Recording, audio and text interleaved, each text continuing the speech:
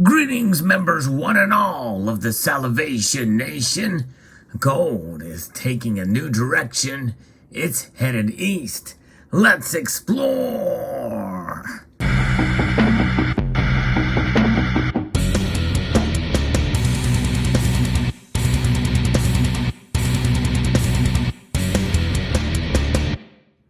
Now, that may not sound all that surprising to you. In fact, it really doesn't surprise me either. Gold has always been more valued in the East, but there's something that's unusual happening with these lower prices. In an article here from Bloomberg News, as sent to me from a member of this community, I'm going to be referencing here, that talks about quite a drastic migration that we're seeing with gold here. If you enjoy stories like this, I hope you will consider pressing that thumbs up button and sharing this video, as well as subscribing to the channel. There's a global migration underway in the gold market as Western investors dump bullion while Asian buyers take advantage of a tumbling price to snap up cheap jewelry and bars. And that is the key here. A lot of Asian buyers are buying not only gold in terms of wealth preservation, but in terms of cultural significance that gold has in the form of jewelry.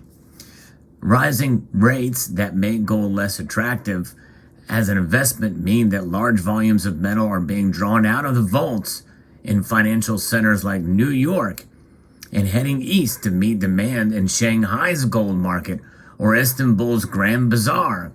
Some of you may remember not long ago I talked about the COMEX and LBMA silver shortage, and those stockpiles of silver are dwindling in the markets, but not for gold.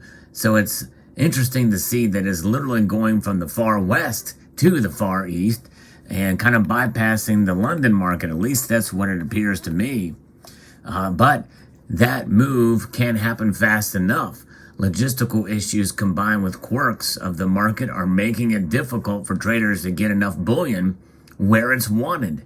As a result, gold and silver are selling at unusually large premiums over the global benchmark price in some Asian markets. The incentive to hold gold is a lot lower. It's going from west to east now, said Joseph Steffens, head of trading at MKS PAMP, a gold refining and trading firm. We are trying to keep up as best we can. There's a lot of demand for this shiny yellow metal. The rotation of metal around the world is part of a gold market cycle that has repeated for decades when investors retreat and prices drop. Asian buying picks up and precious metal flows east, helping to put a floor on the gold price during times of weakness. And then, when gold eventually rallies again, much of it returns to sit in bank vaults beneath the streets of New York, London, and Zurich. And in fact, the London markets, again, don't show all that much gold moving or out of the vaults, at least from the charts that I've seen from the LBMA. So it's kind of interesting to see. Since peaking in March, gold prices have tumbled 18% as the Federal Reserve's aggressive rate hikes caused mass liquidation by financial sectors or financial investors. In fact, more than 527 tons of gold was poured out of New York and London vaults that back the two Western markets since the end of April, according to data from the CME Group and the London Bullion Market Association.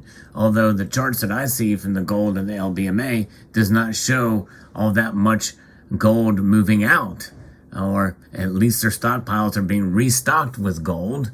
And when it's moved out, maybe that's the case.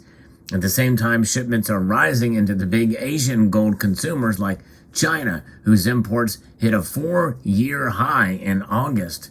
And these high premiums are part of what has led to the higher demand for silver, especially in places like India. So they have a chart here which is quite telling how gold has flowed east. The trade flow shows 160 tons into China. And at the very bottom of the chart is the United States with negative 136 tons. So in other words, just moving out of the USA and into China. The United Kingdom has a negative 15 ton. And so that very well could mean why there's much less moving out of the LBMA, as opposed to South Africa, Canada, and Australia, which, by the way, have a deficit of just over 30 tons each, with the United States is top of the list there. And by the way, that demand is also second seen by India with 80 tons of gold, and then Turkey 62. Thailand has a surprising amount of 38, and Saudi Arabia has 20. Malaysia and Hong Kong are in single digits, 4 and 3. While plenty of gold is heading east, it's still not enough to meet demand. Gold in Dubai and Istanbul, or on the Shanghai Gold Exchange, has traded at multi-year premiums to the London benchmark in recent weeks, according to MKS PAMP, a sign that buying is outstripping imports. Demand typically picks up when prices fall, as said Philip Klapswich, managing director of Hong Kong-based consultant Precious Metals Insights Limited. Buyers want to source metal at the lowest price, and in the local physical market in question, there may not be sufficient metal available when the price falls, so local premiums increase. Gold in Thailand is also trading at a premium to London prices due to the lack of supply and weakness in the local currency, according to Jeti Tangchangchipachti, the president of Thailand's Gold Traders Association. In India, it is silver that is seeing the big premiums. And again, we talked about that recently. The difference has soared recently to $1, more than triple the usual level, according to the consultancy Metals Focus. Right now, the demand for silver is huge as traders restock, says Chirag Sheth, the firm's principal consultant in Mumbai. Premiums could remain elevated during the festival season that concludes with Diwali. Yes, indeed. Again, keep in mind how much culture plays a role in these metals, especially in Indian culture, but even Chinese culture too. Between those two countries, demand is really amazing to see how entrenched it is. And it's really only here in the West where that's not the case. Analysts say much of the precious metal feeding Asia's appetite is coming out of vaults run by CME Group, which backed the COMEX futures markets in New York. Market dislocations early in the pandemic drove a massive surge in prices there, forcing banks to build large stockpiles to cover their futures positions. In recent months, gold has traded at a discount on the COMEX compared to London, and those inventories are now being drawn down to meet Asian demand. So it'll be very interesting to see what the LBMA holdings for gold are next month when those records come out. It's really amazing to see. It can be slow going, partly because Asian buyers tend to prefer 1 kilogram bars over larger sizes. Well, I don't know about you, but I do know about me. 1 kilo of gold in a bar, that's pretty big.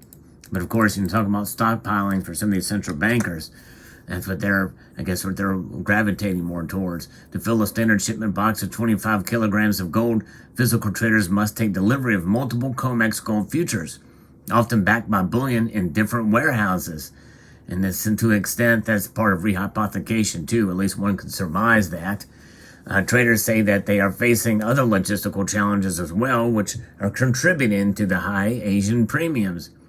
Getting stuff on boats or on planes is a bit harder than it used to be, said MKS PAMP Steffens. It's really just a classic example of demand far outpacing supply. And again, still recovering from the supply chain issues, which supply chain issues can be a problem when high demand is happening anyway. So very interesting indeed. So fascinating story, and what an amazing thing to see here. Now, I don't know exactly what this will lead to as far as the demand for gold and the prices coming up, in the next couple of months. And the gold futures, one thing about the gold demand that we're seeing and the prices there as opposed to here, the arbitrage is quite intriguing indeed. But I know for me and for many of us here in the West, we are seeing a growing demand for gold and precious metals in general. It's been pretty exciting to see more and more people stacking gold and silver, and so I think it's just a testament to we're doing the right thing by holding on to our gold and silver, at the very least.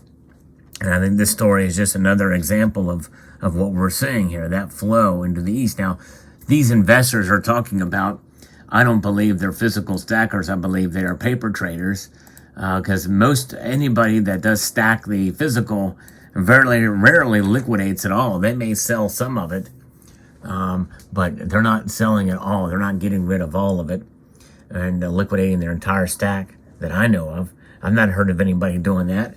I think that'd be the worst thing you could do in this given environment that we are in economically and geopolitically. So, if interesting story, let me know what your thoughts are in the comment section below about gold flowing east. I'd like to extend a multitude of gratitude to you all for taking the time to watch this video, and to encourage you to please rate this video. Yes, thumb it up, share it across all the social media platforms that you can muster up, comment, and subscribe.